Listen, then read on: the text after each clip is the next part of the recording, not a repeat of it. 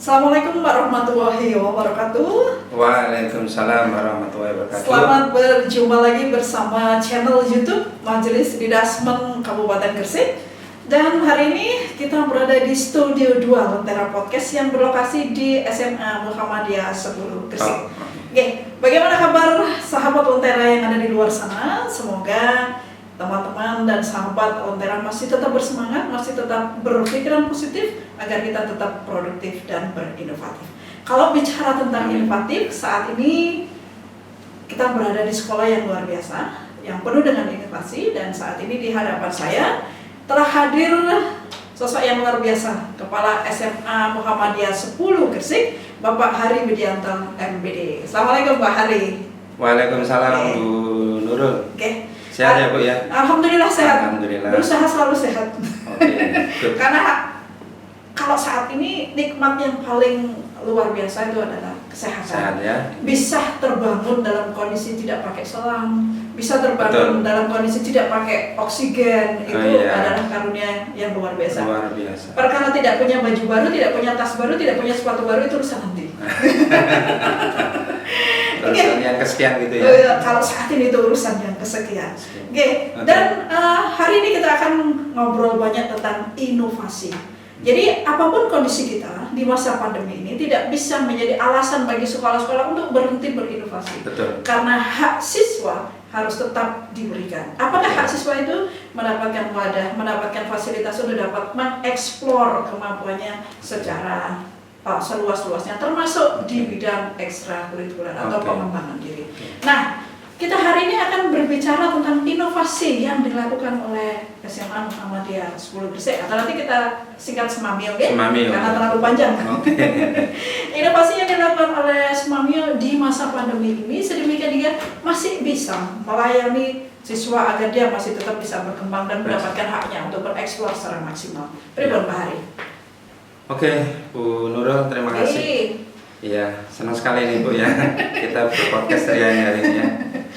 Jadi gini Bu Nurul, kami di Semamio ini punya layanan pendidikan. Jadi tidak hanya fokus di akademik, tapi kami juga punya di bidang pengembangan diri, atau mungkin orang menyebut dengan non akademik ya. Tapi kalau kita lebih menggunakan istilah pengembangan diri ya. Ada ekstra, kemudian juga ada inspiration class, atau kita biasa menyebutnya dengan IC. Gitu. Kalau orang barat kan IC.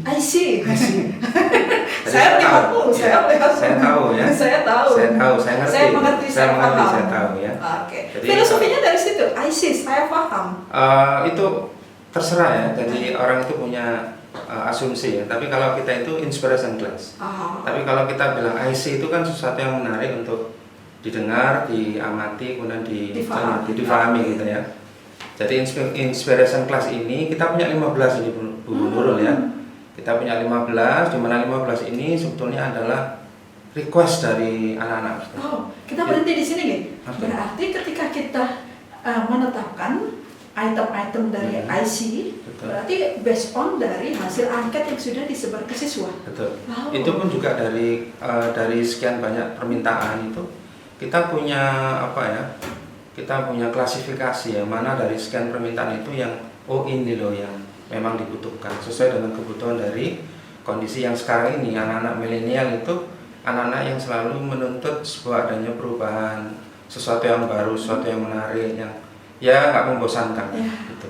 Boleh disebutkan apa saja kelas item dari IC kelas ini? Siap. Jadi di IC ini ada 15 item. Yang pertama adalah Creative Research 10 gitu, jadi CR10. Kemudian ada Public Speaking. Kemudian ada Healthy Class ya. Ini sehat artinya gimana? Jadi kita selalu mengajarkan bagaimana hidup sehat. Cocok ini dengan kondisi yang sekarang ini ya, healthy living ya. Jadi mengajarkan bagaimana hidup sehat, bagaimana mengkonsumsi makanan yang penuh dengan nutrisi, dengan gizi. Termasuk bagaimana cara membuat makanan yang benar-benar higienis. Betul. Benar. Kemudian lengkap. Jadi sebetulnya itu terintegrasi ya. Jadi healthy class nanti ada hubungannya dengan cooking class. Jadi apa yang kita kita pelajari di healthy class atau healthy living, health living diaplikasikan di dalam kegiatan cooking class. Jadi produk dari cooking class nanti betul. adalah makanan-makanan yang sehat, memiliki yang healthy mutu food. ya, healthy food. Oke. Betul. Oke, terus apa lagi tadi? Ada juga sastra dan jurnalis. Nah, ini juga anak-anak juga menulis, menjadi seorang reporter dan jurnalis. Kemudian ada lagi desain, visual dan grafis. Kemudian ada KM3, Kader Mubalik Muda Muhammadiyah. Ya, okay. Kemudian ada lagi ini membaca Al-Quran. Itu juga menjadi bagian dari kita, dan ini satu keniscayaan karena kita ini adalah di sekolah Islam. Kemudian ada satu lagi yang menarik, yaitu ini bisnis busana. Oh, bisnis busana? Bukan bisnis busana, tapi desainer busana. Oh, desainer. Desain busana, betul. Oke. Ya, artinya kalau kita bicara tentang inspiring class. Kalau kita bicara tentang inspiration class, berarti mereka melakukan kegiatan ini di kelas. Betul. Berarti include di pembelajaran atau ini adalah kegiatan co-kurikuler. Oke. Jadi pengaturannya bagaimana? Dia termasuk di aktivitas atau learning activity seperti biasa atau bagaimana? Terjadwal, atau berikut? Iya. Jadi ada jadwal khusus yang kita siapkan untuk kelas IC ini. Salah satu contoh misalkan di hari Jumat itu khusus untuk beberapa kegiatan yang terkait dengan inspiration class ini. Jadi ketika hari Jumat anak-anak masuk moving kelas. Jadi ada kelas-kelas khusus gitu ya. Jadi bukan kelas awal gitu? Bukan. Sesuai dengan passion mereka.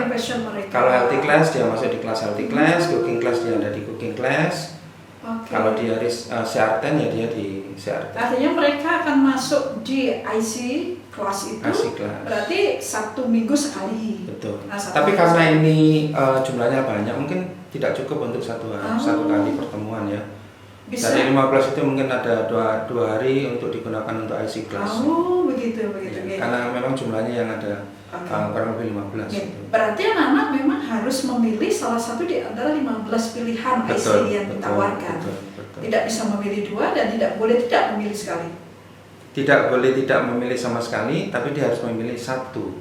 Tidak boleh lebih dari itu. Tidak lebih dari itu, karena kita ingin sekali IC class ini kan arahnya ke kemampuan hidup. Jadi bagaimana anak itu memiliki kemampuan life skill-nya, dan itu berkelanjutan. Karena kita yakin bahwa anak SMA itu nanti setelah lulus dia akan melakukan sesuai dengan passion-nya. Bentuk keberlanjutannya bagaimana, Bapak? Ya, nanti ketika misalkan ini dia ikut di dalam kegiatan Hizbul Waton misalkan, karena Hizbul Waton ini juga bagian dari IC class. Anak-anak kan diajari bagaimana menjadi seorang leadership organisasi, dan tentunya nanti ketika mereka masuk ke perguruan tinggi mereka akan melanjutkan apa yang telah menjadi passion mereka ketika berada di Semamio. Ini yang saya maksud dengan keberlanjutan. Bahkan ada anak-anak yang suka menulis sastra dan jurnalis, mereka saya pernah menanyakan, dan mereka menghasilkan sebuah produk dan mereka menjual tulisannya itu di website yang berbayar. Betul. Ketika mereka masih di SMA? Ketika masih di SMA, betul. Bahkan nanti setelah lulus pun dia akan tetap masih melanjutkan. Benar. Artinya sesuatu yang sudah mereka bangun ketika di SMA itu menjadi bekal ketika mereka benar-benar berhadapan di kehidupan mereka yang sebenarnya. Jadi sebenarnya memang ini artinya kemandirian siswa itu yang kita tuju. Jadi karakter buildingnya itu. Jadi seseorang pernah mengatakan bahwa walaupun secara akademis, secara pengetahuan tinggi, tetapi dia tidak mempunyai life skill sama sekali, tidak punya keahlian, kemahiran untuk tetap bertahan, dia menjadi seseorang yang lemah. Artinya dia bukan pemecah masalah yang baik. Sebenarnya hidup itu kan tentang bagaimana memecahkan masalah, dan itu tidak bisa hanya dipahami atau dipelajari di textbook yang ada di kelas. Maka saya selalu dan mengapresiasi sekali tentang program IC ini, karena sebenarnya itulah yang dibutuhkan anak-anak untuk bisa bertahan di zaman sekarang ini. Zaman sekarang tidak mudah. Jadi karakter building. Sebenarnya mengapa sih ini tiba-tiba muncul menjadi inovasi dari Semamio? Alasan yang pertama adalah karena kami ingin anak-anak itu tidak hanya fokus di satu poin, yaitu akademik, seperti yang Bu Nurul sampaikan, bahwa anak-anak itu menjadi pemecah masalah.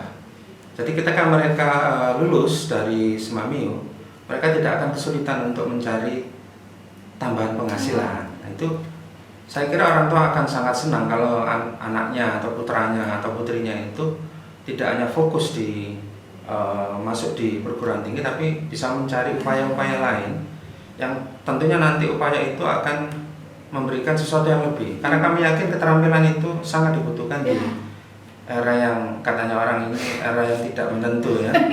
Ketidakpastian ini harus diikuti dengan keterampilan. Benar.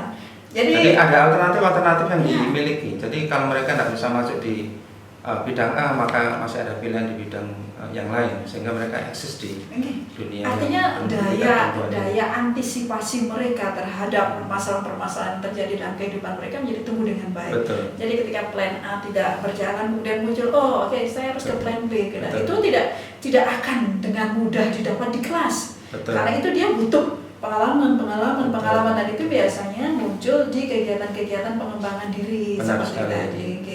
Jadi sebenarnya saya tertarik dengan hal-hal seperti ini karena apalagi sekarang masa pandemi, generasi kita disebut generasi rebahan. Artinya memang banyak rebahan ya. Tapi rebahan juga menghasilkan uang loh sekarang. Jangan kira orang rebahan terus dia itu nggak ngapa-ngapain. Rebahan uangnya banyak. Artinya mereka punya cara ya. Jadi sekarang banyak alternatif yang bisa dilakukan oleh anak-anak sekarang. Kelihatannya dia nggak melakukan banyak gerak ya. Tapi he do something. Nah itu maksudnya. Artinya begini. Ketika kondisi tidak berjalan seperti yang biasanya, mereka tidak normal. Mereka yang biasanya bisa beraktivitas dengan luar biasa, mereka bisa mobile dengan cara yang luar biasa, kemudian harus stay di rumah. Beberapa orang akan kaget, shock, kok begini. Kemudian dia menyalahkan keadaan, menyalahkan dirinya, sehingga dia menjadi pribadi yang hanya bisa mengeluh, menyalahkan orang lain. Nah, ketika kemudian muncul hal seperti ini, dia akan mikir, apapun kondisi yang diberikan Allah, pasti ada sesuatu yang membuat kita menjadi setidaknya lebih pintar, lebih kreatif, lebih inovatif. Walaupun mereka tidak keluar rumah, tetapi sedang dunia sudah menjawab itu. Ketika kita berada di zaman seperti ini, ketika digital, Internet of Things, segala sesuatu sekarang menjadi harus menuju ke internet karena kita tidak boleh bersentuhan, karena kita tidak boleh berhubungan langsung. Maka internet jadi segala sesuatu yang harus segalanya dalam kehidupan kita. Maka muncul generasi-generasi, saya akan manfaatkan ini. Nah, itu maksud saya. Jadi hal-hal seperti ini akan membuat generasi-generasi yang kayaknya sepertinya tidak berguna karena nothing to do, ternyata dari luar tidak berbuat apa-apa, ternyata mereka punya hal-hal yang luar biasa dan mereka bisa kaya hanya dengan itu. Pak, kita nggak mau kaya. Jadi kita perlu ingat sebetulnya ya. Jadi sebenarnya mobilitas sekarang itu nggak hanya mobilitas yang real atau yang nyata ya. Mobilitas di dunia itu juga sekarang ini lagi tren ya. Dia kosnya murah, dia hanya butuh paket data yang 1 bulan juga murah. Tapi apa yang dia capai luar biasa. Akhirnya kan ada pergeseran pendefinisian. Ketika kita mendefinisikan mobilitas, dulu mobilitas yang bergerak. Fisik yang bergerak ya. Ternyata sekarang mobilitas itu berarti fisik kita tetap di sini, tapi pikiran kita karya kita dan produk kita berjalan kemana-mana. Dan itu seperti yang katakan tadi, low cost tapi high product. Ya benar. Jadi ini sebenarnya yang menjadi POV, point of view-nya. Jadi ketika kita berhasil menghasilkan sesuatu yang luar biasa di antara kesempitan keadaan, itu yang disebut inovasi. Dan saya bersemangat karena ternyata Semamio bisa menjawab ini. Artinya menghasilkan, dan saya lihat juga beberapa prestasi yang dipublish oleh Semamio tentang apa yang dicapai oleh siswanya juga Richard. Itu sebuah upaya branding yang luar biasa. Jadi ada upaya dari sekolah untuk mengembangkan kemampuan mereka dan didukung oleh publish. Nah, selama ini pencapaiannya anak-anak bagaimana? Selain seperti yang saya ketahui, dan kadang tidak semua kita share karena keterbatasan media. Selama ini pencapaian anak-anak prestasinya di bidang keterkaitan sebagai produk dari IC Class gimana? Ya, jadi gini, alhamdulillah sebetulnya dengan adanya IC Class ini, anak-anak itu punya satu produk yang satu prestasi yang luar biasa. Contoh public speaking ya.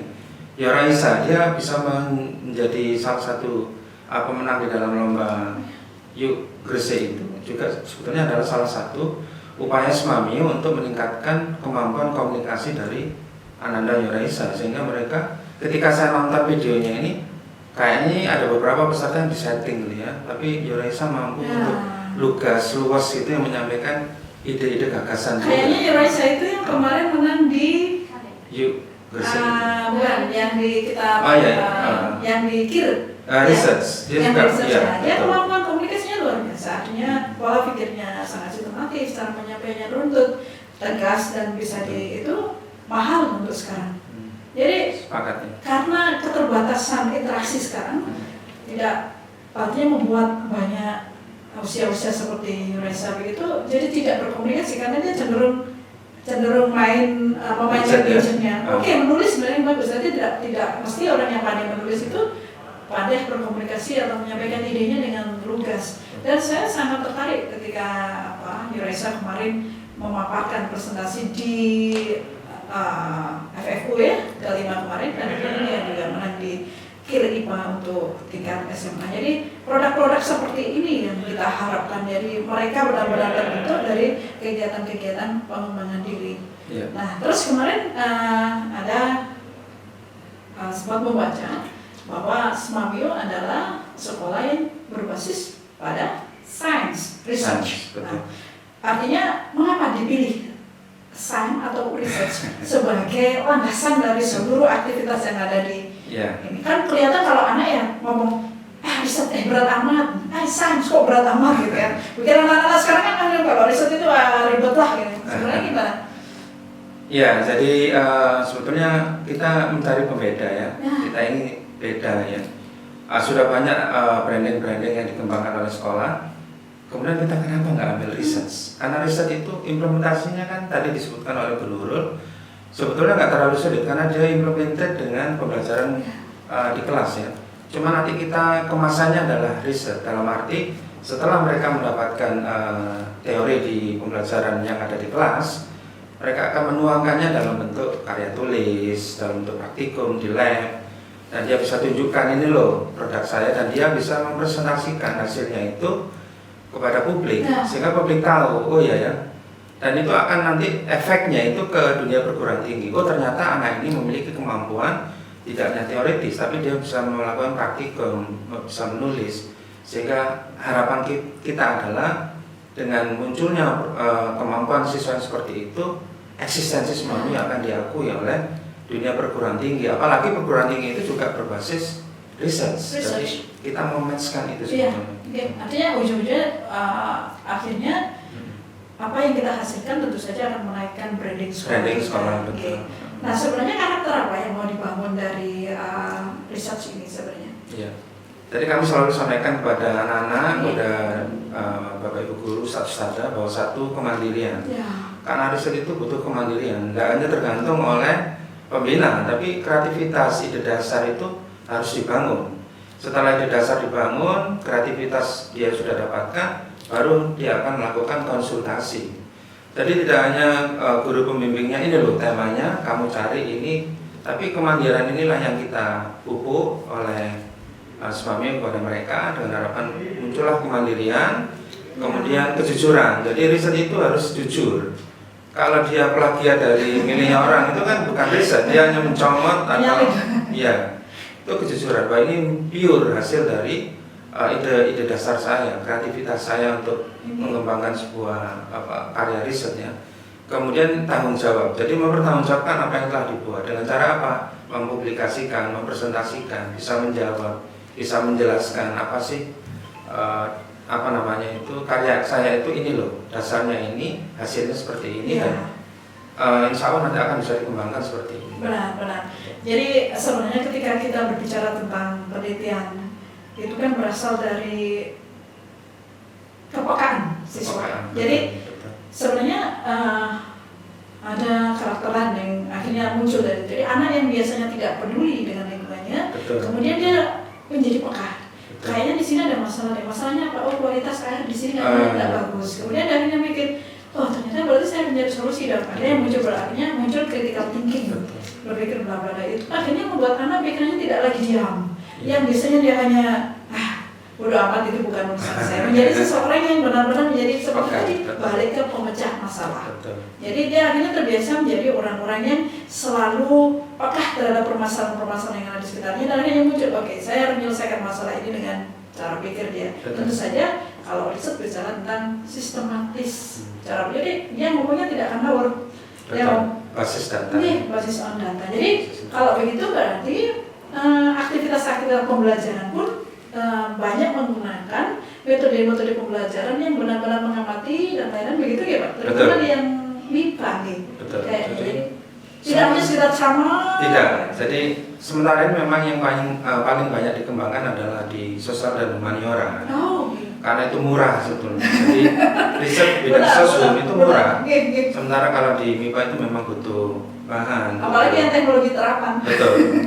Dan itu butuh jangka waktu yang lama. Tapi kalau sosial itu sesuatu yang mudah, murah dan peka sosial. Jadi kepekaan sosial. Jadi kalau misalkan melihat, misalkan ini dalam kondisi pandemi ini banyak orang yang mengalami kesulitan di bidang ekonomi, itu apa sih yang bisa dikembangkan? Empati apa yang bisa dikembangkan dan melalui kegiatan riset. Dan ini kami lakukan. Dan alhamdulillah kami punya tim pembina riset yang luar biasa. Iya, kami punya 11 tim yang menggawangi tentang kegiatan riset yang ada di Semambio ini. Kalau ini respon anak-anak terhadap program ini bagaimana? Bagus. Pertama sosum. Jadi sosum ini masih menjadi sesuatu yang banyak diminati, tapi juga ada beberapa anak yang tertarik untuk bidang sains atau IPA. Tapi memang komposisinya nggak seperti di sosum ya. Sementara itu yang kita, ya apalah mereka inginkan ya kita fasilitasi. Kita nggak mungkin mengarahkan anak, kamu cocoknya di sains, enggak. Saya meskipun itu anak saya tetap mereka akan kita fasilitasi. Ya, berarti kan anak berjalan atas passionnya aslinya luar biasa. Kalau kita kemudian meminta mereka untuk berada di passion yang lain, bisa bahaya itu. Mereka bisa menjadi. Oke. Menjadi sesuatu yang menarik ya. Jadi ketika mungkin teman-teman yang di luar sana masih kebingungan untuk bagaimana mencari inovasi atau solusi untuk pembelajaran atau pengembangan diri di masa pandemi ini, ternyata di sini sudah berjalan jauh lebih jauh ya, artinya sudah melakukan itu dan sudah berproduk. Dan ujung-ujungnya nanti sekali lagi tentang branding sekolah. Kalau di masa pandemi ini bagaimana? Untuk seluruh kegiatan atau kegiatan risetnya masih jalan gitu? Jalan Bu. Jadi kita melakukan kegiatan namanya konsultasi, konsultasi belajar siswa. Jadi di situ yang sifatnya itu akademik, riset tetap kita lakukan. Kemudian ada beberapa kegiatan public speaking tetap kita lakukan by Zoom, by online gitu ya. Kita menggunakan media online. Kemudian di samping itu termasuk teater musik.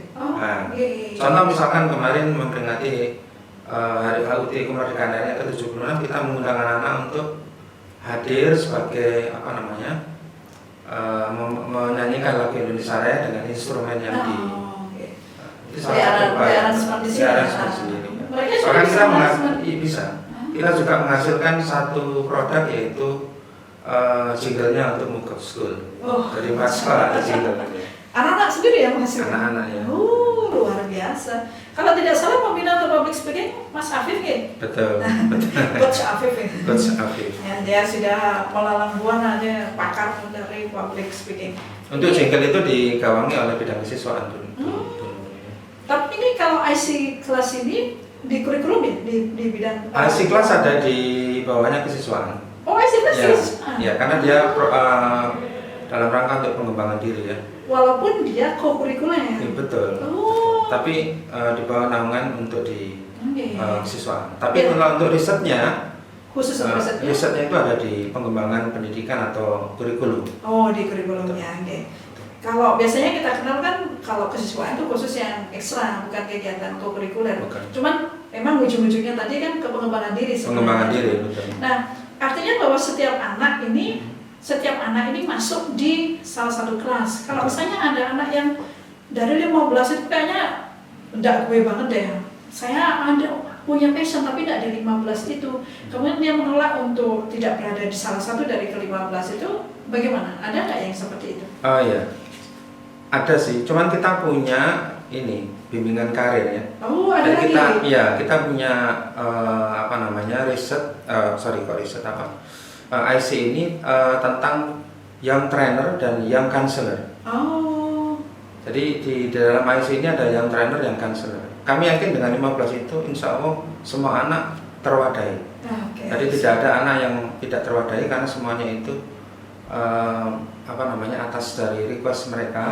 Dan kami juga melakukan klasifikasi kira-kira dari sekian banyak itu yang mana yang dibutuhkan oleh mereka. Oke, karena memang prinsip dari pendidikan itu adalah no student left behind. Jadi tidak ada satupun siswa yang boleh ditinggal karena ketidakmampuan sekolah untuk menghandle siswa yang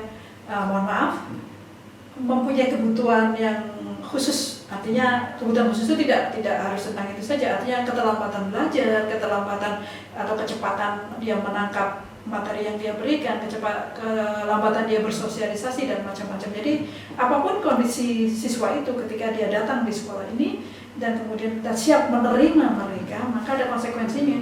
Apapun kondisi dia, maka tugas sekolah untuk tetap melayani dan mengembangkan dia. Betul sekali.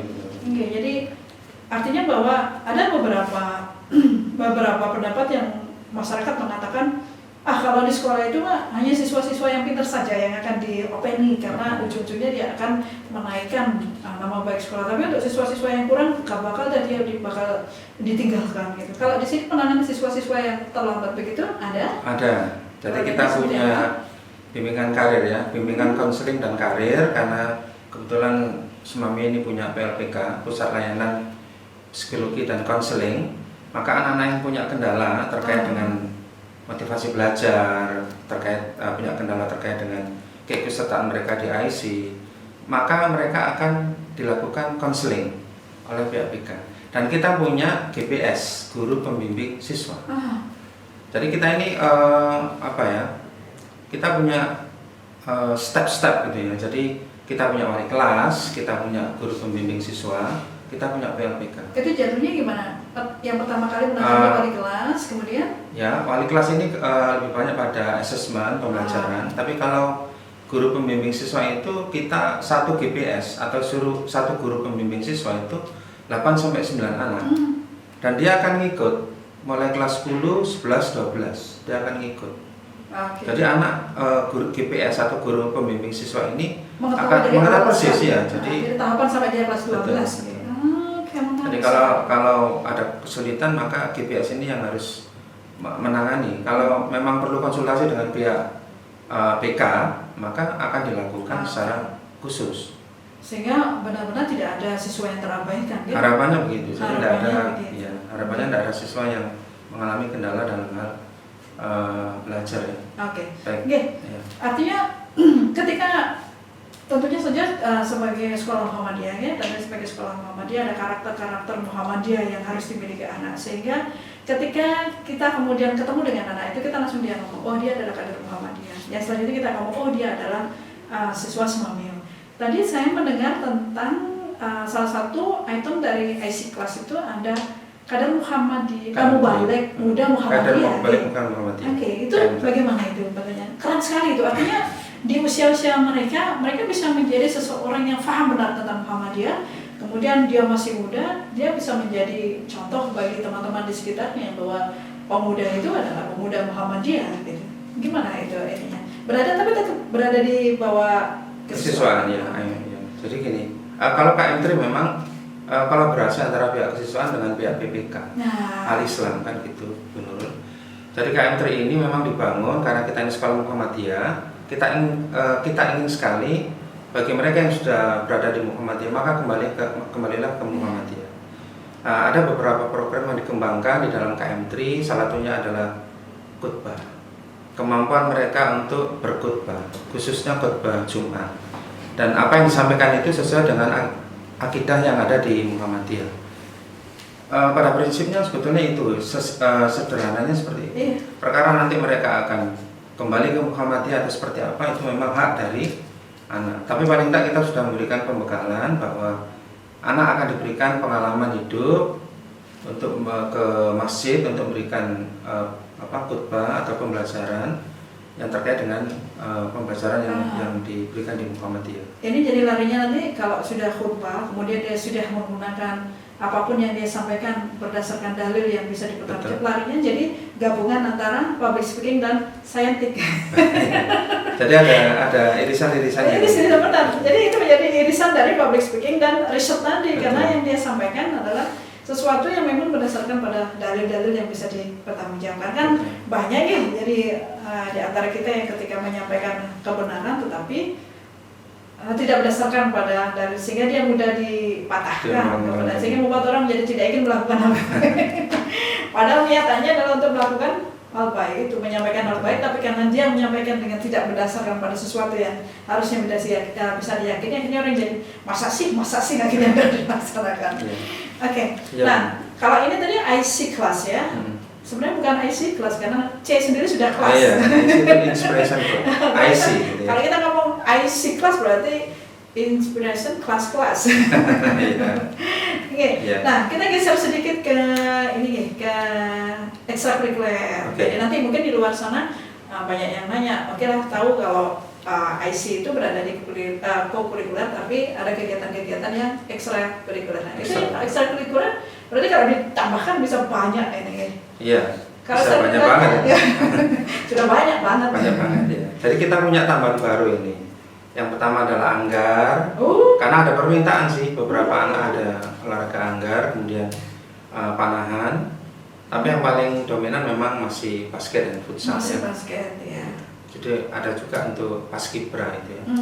Itu beberapa anak yang memang memilih untuk ekstra tersebut. Ya, saya kebetulan mengikuti kegiatan paskibranya semuanya kebetulan bersama Pak Imam yang di Koramel Manyari, pembinanya ya.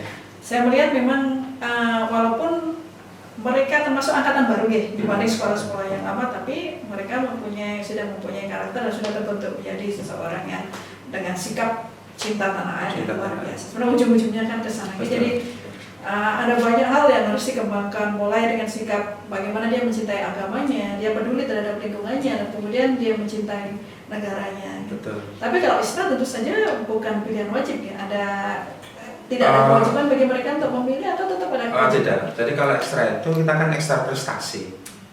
Jadi satu anak itu hanya memilih juga maksimal 1 atau 2 gitu ya.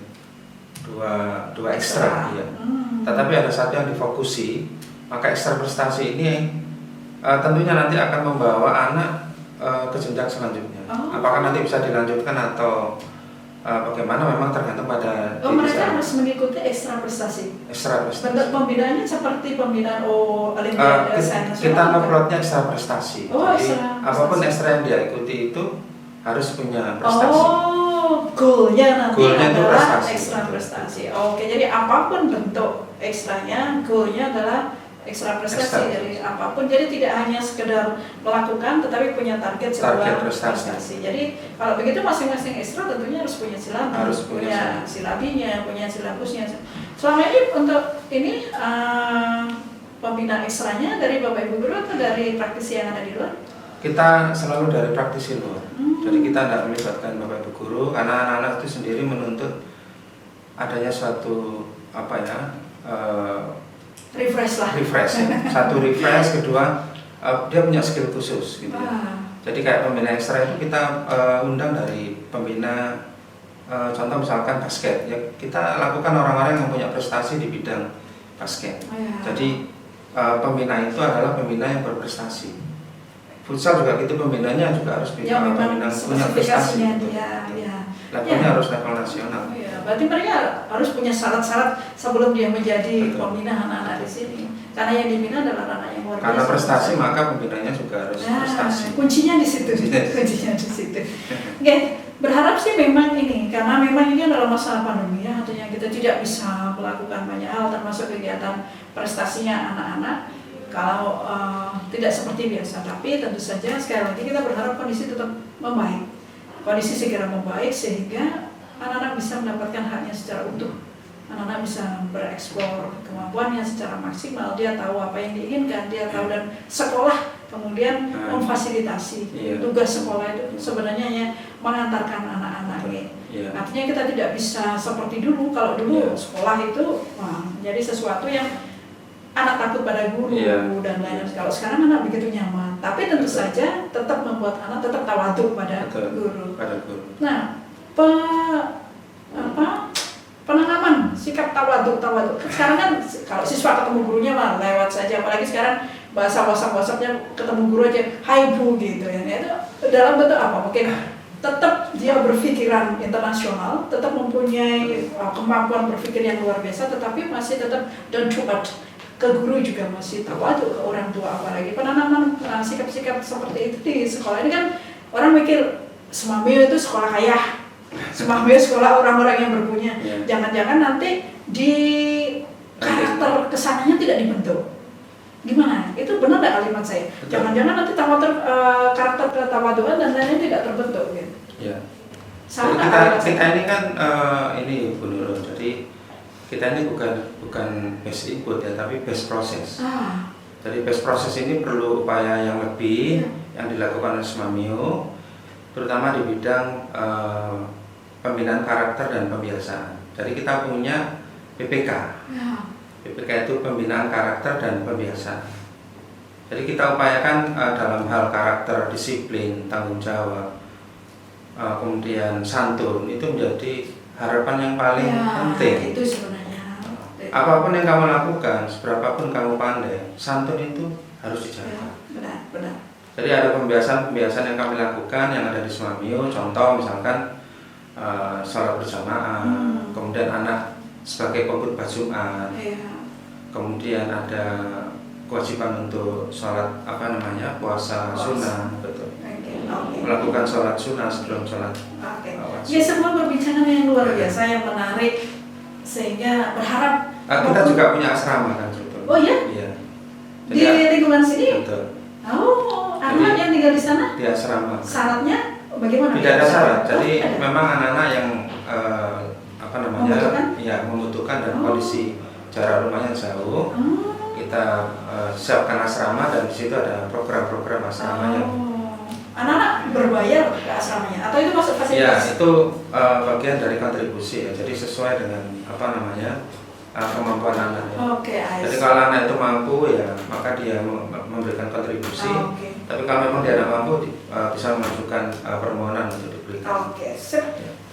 Jadi paket lengkap ini kalau sudah. Kalau bakso itu berarti sudah bakso lengkap ini, sudah luar biasa ini. Ini tidak terasa ternyata kita sudah lebih dari 45 menit ya? Belum. Ternyata kita sudah ngobrol panjang tentang ini dan ini adalah perbincangan santai. Tetapi yang kita perbincangkan tetap harus bermakna. Jadi kalau ternyata tapi tidak kaleng-kaleng, tetap sesuatu yang bisa membangun inspirasi, tetap membuat orang jadi kayaknya ini bisa diterapkan di sekolah ini. Artinya kita tidak harus mengambil semua hal baik di sini, tapi pasti ada salah satu yang bisa diadaptasikan di sekolah-sekolah. Ujungnya kan, ayo kita bersinergi maju bersama. Kita adalah sekolah Muhammadiyah, ayo kita maju bersama. Kalau kita sampai di sebuah titik kejayaan bersama memang bagus, tapi bersama-sama itu lebih mengasihkan. Jadi maju bersama, bersinergi bersama itu menjadi sesuatu yang kita impikan. Jadi berharap terutama untuk sekolah-sekolah Muhammadiyah yang berada di Kabupaten Gresik, yuk kita mencari solusi, mencari hal-hal baik sehingga sekolah akan terus berinovasi. Apapun kondisi yang di luar sana, kalau kita sudah terbiasa dengan inovasi, dengan kreativitas, anak tetap akan terlayani. Oke Pak Hari, untuk closing statement, ada 1 menit apa yang akan disampaikan untuk teman-teman yang di luar sana, para sahabat Lentera, sehingga yuk kita bisa maju bersama. Baik, terima kasih Bu Nurul. Jadi untuk closing statement saya, marilah kita di sekolah-sekolah Muhammadiyah itu selalu menjadi sekolah yang menginspirasi gitu ya. Apapun yang kita lakukan, apakah itu hal kecil, hal besar, tapi kalau itu menginspirasi, why not?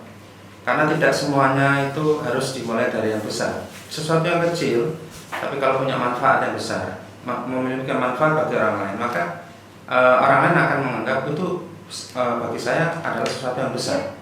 Bagi saya kecil, mungkin bagi orang lain itu besar.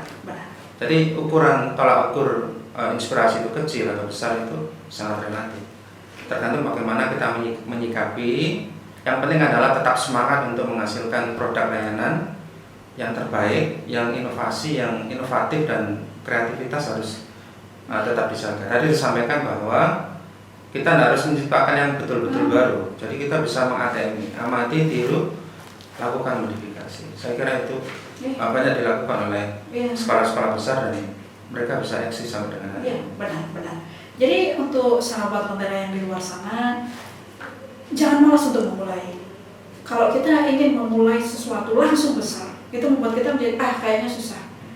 Ayo kita mulai dari sesuatu yang sederhana, sesuatu yang kecil, sesuatu yang sederhana. Kalau kita konsisten, kalau kita tahu benar apa yang kita lakukan, maka pelan-pelan akan menjadi sesuatu yang besar. Dan itu menjadi benar-benar sesuatu yang bermakna. Ujung-ujungnya nanti akan tetap memperbaiki branding sekolah. Jadi, ayo kita melakukan sesuatu tanpa ragu. Kita sesuaikan. Apapun yang kita sampaikan di sini, kita coba lihat, amati. Kemudian kita sesuaikan dengan kondisi di sekolah kita adaptasikan dan kemudian kita terapkan. Saya yakin semuanya akan baik-baik saja. Dan sekolah-sekolah Muhammadiyah, sekolah-sekolah yang luar biasa. Oke? Untuk teman-teman dan sahabat lentera yang di luar sana, yuk jangan pernah berhenti untuk terus bersemangat untuk melakukan inovasi terutama di dunia pendidikan. Karena apapun kondisinya, di masa pandemi ini kita tetap berkewajiban untuk memberikan pelayanan yang terbaik untuk anak-anak kita.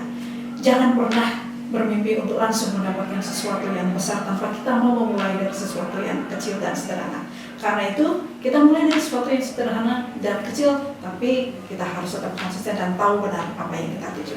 Oke, kita nanti akan berjumpa kembali di sesi-sesi berikutnya di channel YouTube Majelis Dasman Gresik. Jangan lupa untuk tetap share, like, komen, dan juga aktifkan tombol notifikasi, sehingga nanti ketika banyak tayangan-tayangan yang menginspirasi, teman-teman dan sahabat lentera akan mendapatkan notifikasi di handphone kalian semua.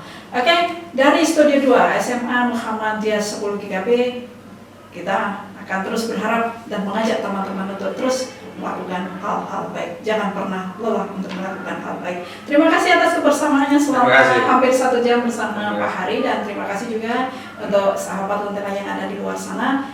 Jangan sekali lagi, jangan pernah lupa dan berhenti untuk terus melakukan hal baik.